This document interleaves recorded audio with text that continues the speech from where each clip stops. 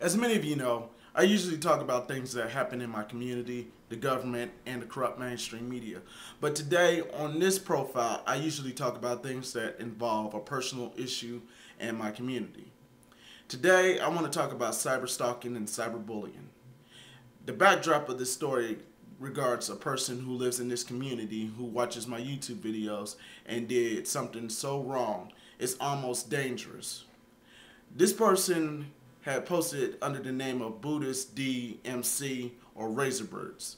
This person lives in this city and he has heard of me and he probably came to where I work.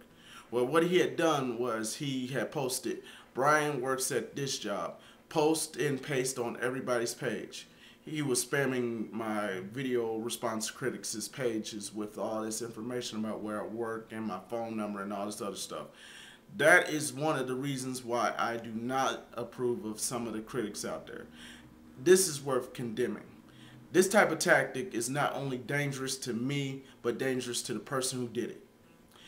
I want you to understand cyberbullying and cyberstalking is a problem among social networking sites. This is the common sense issue. A lot of young people are invested in trying to improve their lives by going on YouTube, blogging about what's going on in their communities, what's going on around the world, and about entertaining people. I try to be commentary. I try to talk about things that involve my community by talking about my situation living in Dayton, Ohio. There are some who live in Dayton, Ohio, whether they're conservative or liberal or anywhere between that. They want to use this as a forum to hate and press their virtual ignorance on the comments pages. Cyberstalking cost the life of many people, and one in particular was the young girl by the name of Megan Meier. She was 14 years old when she had befriended a MySpace friend by the name of Josh Evans. Unbeknownst to her, Josh Evans was a rival.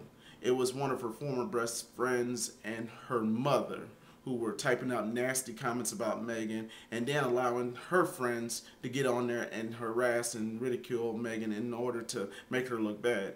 It drove poor Megan so hard to just going out screaming. The poor girl hung herself. And it pushed tougher regulations on cyberbullying. YouTube upholds the practice of preventing cyberbullying, cyberstalking, and copyright infringement. This person had done not only a disservice to those who are watching on YouTube, but also a near crime. I want you to know that I take pride in what I do, and I do allow people to use my likeness if they ask for my permission. For those who do not use my video without my permission, I only promptly turn it over to YouTube and then YouTube takes away the video. And especially those who try to use my video in a video response without my permission. I want you to understand that this is a part of America. We are entitled to say what we want.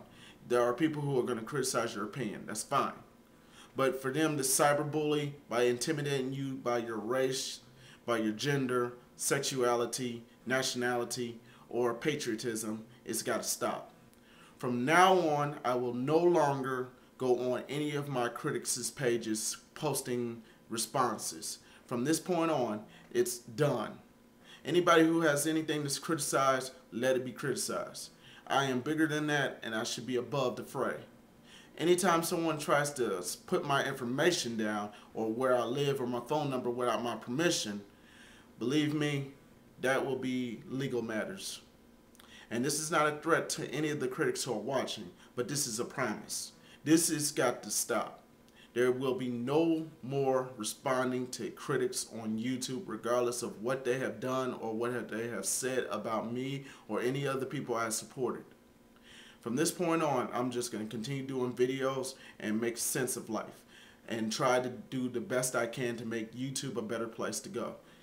For anybody who has seen me on my social networking sites, I appreciate you becoming a friend or supporter of the videos. Anybody else who wants to criticize and bemoan and complain about President Obama or the situation you're facing in your part of the country, do what you gotta do. But don't bring it over here. We're trying to be fair. So for those who are watching on this profile, Mr. Brian Beach, as well as Lilvoka, which is Lil Voka, understand that this is a part of my life. YouTube is like a diary. I'm going to open up my book and let y'all read it. This is what's going to happen from now on. No more responding to critics. Anybody who supports the videos, thank you once again.